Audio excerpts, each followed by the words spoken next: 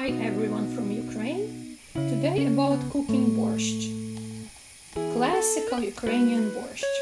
I will share some life hacks from me, how to make it delicious.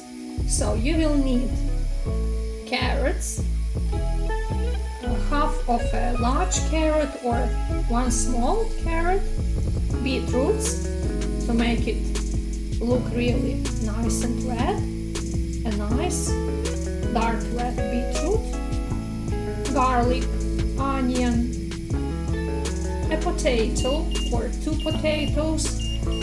Nowadays I cook my borscht without potatoes at all.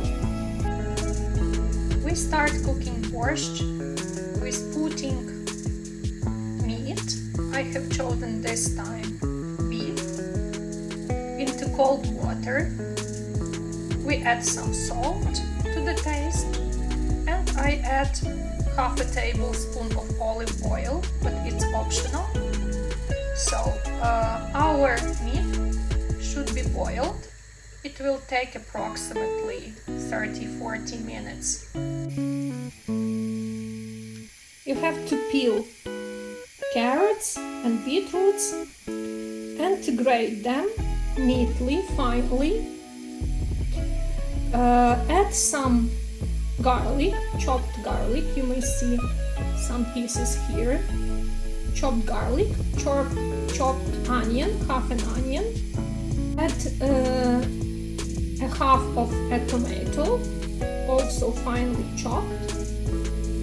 Also 1 tablespoon or 1.5 tablespoon of tomato sauce.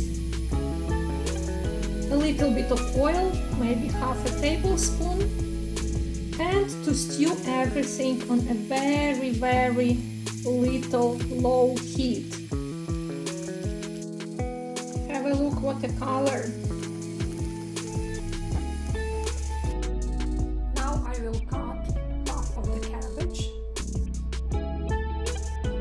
chop it, and my borscht will be without potatoes, as my husband doesn't eat potatoes, so recently I have started cooking without these.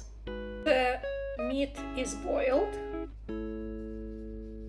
so you have to add chopped cabbage and boil your borscht, cook your borscht for 20 minutes more. Also cut the meat into pieces.